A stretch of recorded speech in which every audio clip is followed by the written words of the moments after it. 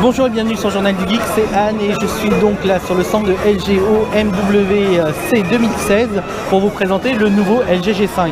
Donc au niveau des caractéristiques techniques, nous avons un écran de 5,3 pouces Quad HD, une dalle IPS Quantum. Pour revenir à la définition, c'est 2560 par 1440, soit une densité de 554 dpi.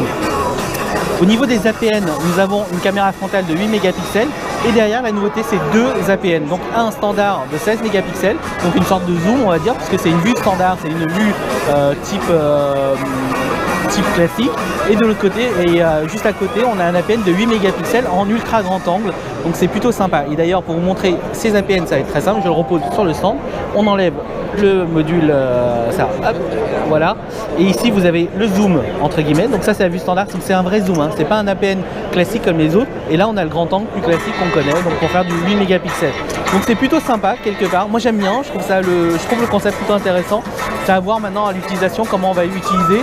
Personnellement je pense que j'aurais préféré peut-être un zoom, un APN standard en 8 mégapixels et plutôt un grand angle en 16. Mais bon, après on va voir. Au niveau du processeur, on a un processeur Qualcomm Snapdragon 820, Android 6.0 avec une surcouche assez intéressante puisque ça reprend exactement ce que j'aime pas chez Huawei typiquement.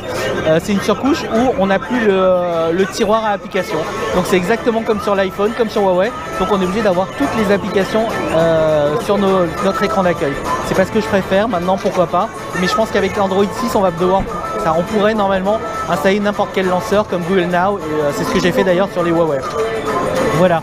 En termes de mémoire, on a une mémoire interne 32 Go de mémoire interne, donc un port micro SD qui peut aller jusqu'à 2 Tera, 4 Go de RAM, de l'USB-C, bon ça se voit pas là forcément, et derrière un capteur biométrique cliquable, donc c'est exactement comme l'iPhone, ça se clique, et c'est assez rare, je crois que c'est la première fois que je le vois sur un smartphone Android.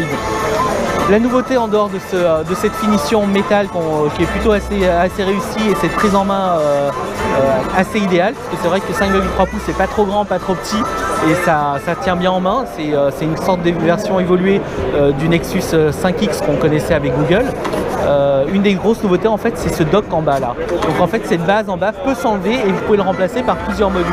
Donc le premier module qui va sortir et qui est offert à toutes les précommandes, c'est le module photo. En gros c'est une batterie de 4000 mAh qui va remplacer votre batterie actuelle et qui va ajouter un bouton physique à votre smartphone, ainsi que deux autres boutons pour le zoom et le dézoom. Donc c'est assez pratique. Il y a aussi d'autres modules qui arrivent comme le module chez BO qui permet de rajouter un DAC, un vrai DAC à votre smartphone.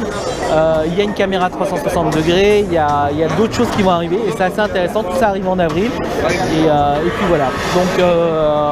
Donc le concept est intéressant, l'évolution est intéressante. Maintenant c'est vrai que c'est propriétaire et moi j'ai juste un petit doute, c'est de savoir comment va tourner le jeu ici. On a vu des smartphones de démo tout à l'heure avec un jeu avec des jeux ici au niveau de cette charnière, donc c'est peut-être la version prototype, donc à voir avec le temps.